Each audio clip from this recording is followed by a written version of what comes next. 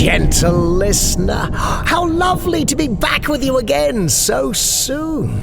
We hope you enjoyed part 1 of our 200th episode celebration last week. Here's part 2, courtesy, yet again, of our dear old fiend, Ian Sputnik. Oops, I meant friend, of course.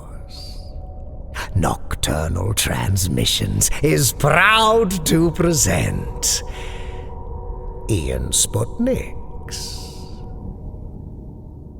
Full Moon.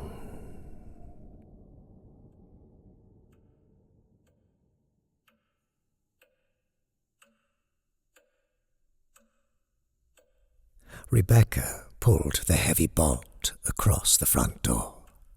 Picking up a lantern, she made her way to the kitchen.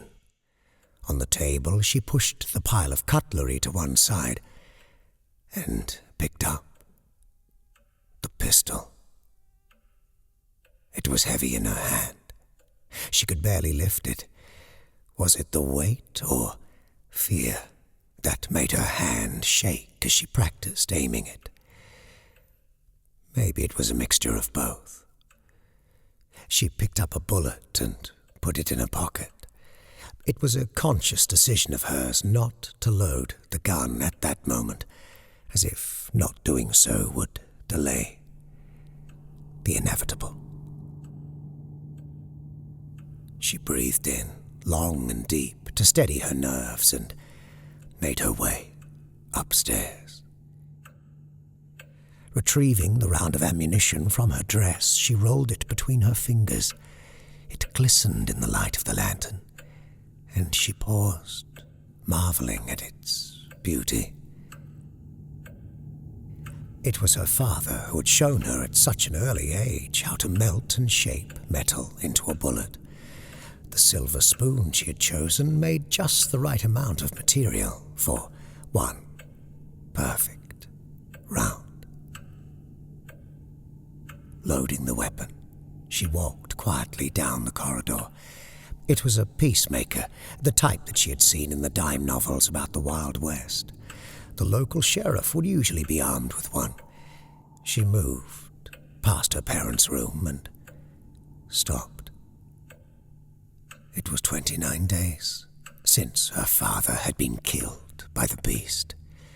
29 days since the last full moon. 29 days since he had tried and failed to protect his family from the hideous creature that came for flesh and blood. On that night, it had received both in ample portions. She made her way to her little brother's room where he was sleeping soundly. She bent down and kissed him gently on the cheek, feeling his warm, innocent breath on her face. He was not yet even 4 years of age, and was the apple of her eye. Silver was the only thing that could stop the creature, or at least that is what she had heard. After her father had fallen prey to it, she knew it was now down to her to protect what was left of her family. Her mother had died of fever 3 summers ago. She left James's room and silently closed the door behind her. There was a leather high-backed chair in the corridor, which she had moved from her room so she could be as close to him as possible. She settled herself in to wait. The clock above the mirror on the opposite wall loudly. It was 10 to midnight. She hoped with all her heart that the monster would not appear that night. But with the moon shining full, it was a fool's hope.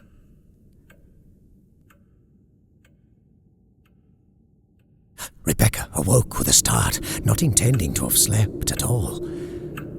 A growl filled the corridor, low and menacing in its pitch.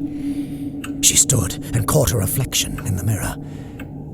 Her eyes shone yellow.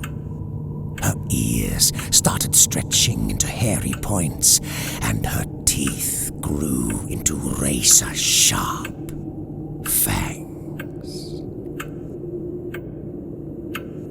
She raised the gun to her temple and pulled the trigger.